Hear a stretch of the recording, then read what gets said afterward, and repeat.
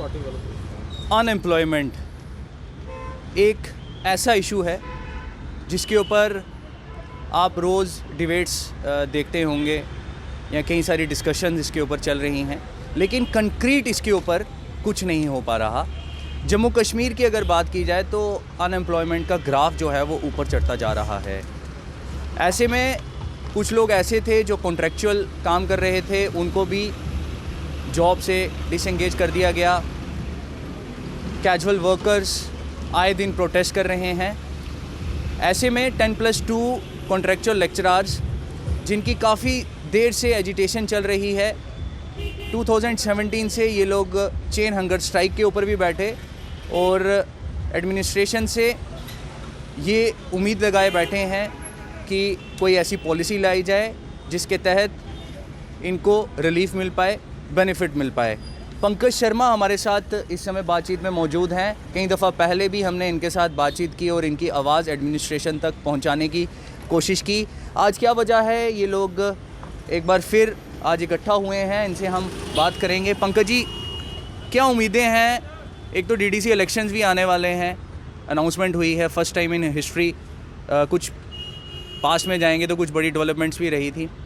Contractual lecturers 10+2 किस तरह से देखते हैं और क्या उम्मीदें हैं? देखिए, मैं सबसे पहले मीडिया का थैंकफुल हूँ कि आप हमारी डिमांड जो है हर टाइम जो है इसको हाईलाइट करते रहते हो और कंसर्न्ड एडमिनिस्ट्रेशन तक आपके द्वारा पहुँचती रहती है। मैं आपके माध्यम से ये बताना चाहूँगा कि डीडीसी की इलेक्शंस यहाँ पे अनाउंस हुई हैं और यहाँ पर सेंटर से टीम आई हुई है इलेक्शन की कैंपेनिंग के लिए। मैं उनके नोटिस में आपके माध्यम से ये अपना इशू जो है उनके नोटिस में लाना चाहता हूँ, क्योंकि ऑलरेडी जो है माननीय MOS इन PMO डॉक्टर जितेंद्र सिंह जी, उनके नोटिस में हमारी बात है। हमने अपना इशू उनके नोटिस में लाया हुआ है और उन्होंने इसको एग्री भी हुए हैं कि मेरे नोटिस में आपका मैटर है। और हाल ही में मेरी माननीय member of parliament Shri Jugal Kishore Sharma ji से भी मेरी टेलीफोनिकली बात हुई है। उन्होंने भी कहा है कि आपका इशू जो है बड़ी जल्दी सॉल्व हो जाएगा और हमें पूरी उम्मीद है भारतीय जनता पार्टी पे कि क्योंकि माननीय प्रधानमंत्री श्री नरेंद्र मोदी जी ने ऐसे ऐसे इश्यूज़ को सॉल्व किया है जो कभी सॉल्व नहीं हो सकते थे। तो हमें पूरी उम्मीद है कि हमारा इशू तो एक नॉर्मल सा इशू है, क्योंकि हमारी अपॉइंटमेंट्स जो है गवर्नमेंट इंस्टीट्यूशंस में एज़ पर गवर्नमेंट ऑर्डर्स हुई थी और गवर्नमेंट ऑर्डर्स के द्वारा ही हमें जो है इंस्टीट्यूशन में अपॉइंट किया गया था, एक प्रॉपर प्रोसीजर को फॉलो करते हुए। और यहाँ पर मैं आपको बताना चाहूँगा 2003 में एक पॉलिसी फ्रेम की गई थी जम्मू कश्मीर गवर्नमेंट के द्वारा। एकेडमिक अरेंजमेंट बेसिस पे लेक्चर्स को अपॉइंट किया गया था। कुछ जो है हाई स्कूल जो है अपग्रेड किए थे to the level of higher secondaries, उसमें एकेडमिक अरेंजमेंट बेसिस पे लेक्चर्स की अपॉइंटमेंट हुई थी और उसमें 3 साल के बाद एकेडमिक अरेंजमेंट बेसिस पे लेक्चर्स को अपॉइंट जो हुए थे उनको 3 साल के बाद रेगुलाइज करने का उसमें प्रोविज़न था, लेकिन उसको मॉडिफाई कर दिया गया। एकेडमिक अरेंजमेंट जो है कन्वर्ट होगी कॉन्ट्रैक्चुअल बेसिस पे। 2010 में एक civil service special provision act 2010 frame किया जाता है जम्मू कश्मीर की गवर्नमेंट के द्वारा, जिसमें all contractual consultant ad hoc employees को 7 साल की सर्विस के बाद रेगुलाइज करने का उसमें प्रोविज़न रखा गया। But nothing has been done in our favour till date. Other departments में इम्प्लीमेंट हो गया, कई सारे एम्प्लॉयज़ जो है उसमें रेगुलाइज हुए, मेडिकल ऑफिसर्स हुए, लैंग्वेज इंस्ट्रक्टर्स हुए, रेंज ऑफिसर्स हुए। हमें उसमें जो है इंक्लूड नहीं किया। जिस तरह आपने अभी कहा कि आपका एक ये जो इशू है एक नॉर्मल इशू है, पिछले कई सालों से आप लोग एजिटेशन कर रहे हैं। 2017 से आप कॉन्टीन्यूसली इसके ऊपर जो है अपनी आवाज़ एडमिनिस्ट्रेशन तक पहुंचाने की कोशिश कर रहे हैं। आपने एग्जांपल के तौर पे कहा कि अदर जो डिपार्टमेंट्स हैं या कुछ ऐसे और लोग ऐसे हैं एग्जांपल के तौर पर कि उनको रिलीफ मिल चुका है। आप लोगों को क्यों रिलीफ अब तक नहीं मिल पाया है? कहाँ चूक रह गई?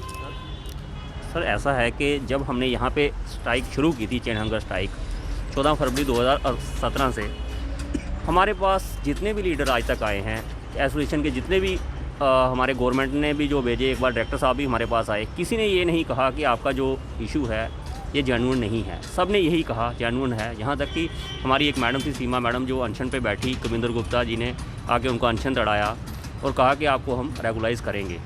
प्रोसेस शुरू भी हुआ, बट कहाँ पे आके रुका हमें ये समझ नहीं आई। उसके बाद सरकार गिर गई, गवर्नर आज आया, सब ने आश्वासन ही दिए आज तक किसी ने भी हमें ये नहीं कहा कि आपका इशू जेन्युइन नहीं है। फिर ये समझ नहीं आती, अगर जेन्युइन नहीं है तो कहाँ मुश्किल आ रही है और उसको पूरा करने में, ये समझ नहीं आ रही हम लोगों को। देखिए, जिस तरह उनके द्वारा भी कहा गया कि जेन्युइन इशू है, और मैं एक बड़ी टेक्निकल बात आपके साथ करना चाहूँगा कि टाइम किसी के लिए ठहरता नहीं है। इस पूरे दौरान जो आपकी एज निकलती जा रही है, आपका टाइम निकलता जा रहा है, क्या उसके लिए कोई रिलीफ नहीं आपको मिलना चाहिए? और दूसरी चीज़, एक टोटल फेलियर देखा गया है पास्ट में। नहीं, ऐसा नहीं है। अभी इन्होंने पीछे किया था कि जिन लोगों ने जितने साल काम किया है उनको एज रिलैक्सेशन उतनी दी जाए। जैसे अब मैं कहूँ मेरी एज इस वक्त 43 ईयर है, तो 2006 से 10 तक मैंने काम रेगुलर किया। उसके बाद उसी आर्डर पे इन्होंने मुझे दूसरे हाई सेकेंडरी में लगाया, यहाँ मैंने 2018 तक काम किया। और इन्होंने, जो मैं कहता हूँ, हमारे जो डायरेक्टर साहब थे, इन्होंने 2018 में जिन लोगों को एडजस्ट किया उनके लिए स्पेशल जो 3rd जोन की रिक्रूटमेंट थी उनको इन्होंने इन एरिया में एडजस्ट किया, और 3rd जोन में आज भी पोस्टें विकेंट पड़ी हुई हैं। यहाँ पे जिसकी जो चलती है वो वहाँ पे चला लेता है। हमें यहाँ पे आश्वासन ही दिए गए, तब तक हम स्ट्राइक पे बैठे थे, आपका मसला हल हो रहा है, डिटेल मंगाई गई, डिटेलें डायरेक्टर ऑफिस में पड़ी हुई हैं। कहाँ पे आके काम रुकता है मुझे समझ नहीं आई। पहले इन्होंने कहा था 10 से पहले हैं उनको हम करेंगे। हमारे जो डिप्टी सीएम थे कविंद्र गुप्ता जी, उन्होंने भी यही कहा था हम इनको फेज़ वाइज कर रहे हैं। उसके बाद डिटेल जमा हुई, कहाँ काम रुकता है आके, ये समझ नहीं आती मुझे। फर्दर क्या अप्रोच रहने वाली है आप लोगों की? सर, हम तो रिक्वेस्ट ही कर रहे हैं कि गवर्नमेंट, जैसे अभी भी बयान आ रहा है कि जो भी कैजुअल जितने अड़ा कंसोलिडेटेड हैं उनके लिए कोई ना कोई ये पॉलिसी बना रहे हैं और बहुत जल्द उनको रेगुलाइज करेंगे। हमें भी यही उम्मीद है कि उसमें हमारा ये काम हो जाएगा। तो साफ आप देख रहे हैं कि 10+2 कॉन्ट्रेक्चुअल लेक्चरार्स जो काफ़ी देर से सड़कों पर हैं, डिमांड कर रहे हैं एडमिनिस्ट्रेशन से कि उनको रेगुलाइज़ किया जाए। कहीं ना कहीं इसी आस में है कि कोई ऐसी पॉलिसी जल्द इंट्रोड्यूस हो जाए और जिससे इन लोगों को रिलीफ मिले। अब देखने वाली बात यह है कि एडमिनिस्ट्रेशन कब कोई ऐसी पॉलिसी लाती है, इनको रेगुलाइज़ करने के लिए कितना सीरियस जो है एडमिनिस्ट्रेशन इस मैटर को देखती है। कैमरामैन साहिल शर्मा के साथ मैं Somil Abrol, the news now, Jammu.